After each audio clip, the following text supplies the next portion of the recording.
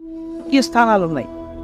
ఆ 8 సౌభాగ్య స్థానాల్ని పొరపాటున కూడా కాలుతో తొక్కడం కానీ, కాలు తగలడం కానీ, నోటితో నింద చేయడం కానీ, విమర్శించడం కానీ, తక్కువ చేసి మాట్లాడడం కానీ చేస్తే అటువంటి వారు ఉత్తర జన్మలయంలో అమ్మవారి యొక్క అనుగ్రహాన్ని కోల్పోతారు. మొట్టమొదటిది తాడి చెట్టు, రెండవది చెరకు. అందుకే అమ్మవారి చెరుకు పట్టుకుంటుంది. చెరుకు ముక్కలు తీసుకొచ్చి అమ్మవారికి పెట్టినా వినాయకుడికి పెట్టినా పరమ ప్రీతి.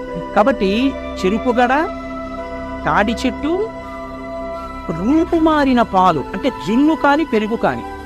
నాలుగవది ఉప్పు. ఉప్పుని ఎన్నడూ నింద చేయడం కానీ, ఉప్పుని తిట్టడం కానీ చేయకూడదు. నాలుగవది ఉప్పు. ఐదవది అనుములు. ఆరవది ఎర్రటి రంగులో ఉండేటటువంటి పువ్వులు. ఇంకొక 2 స్థానాలు కూడా ఉన్నాయి. జీలకర్ర. 8వది ధనియాలు.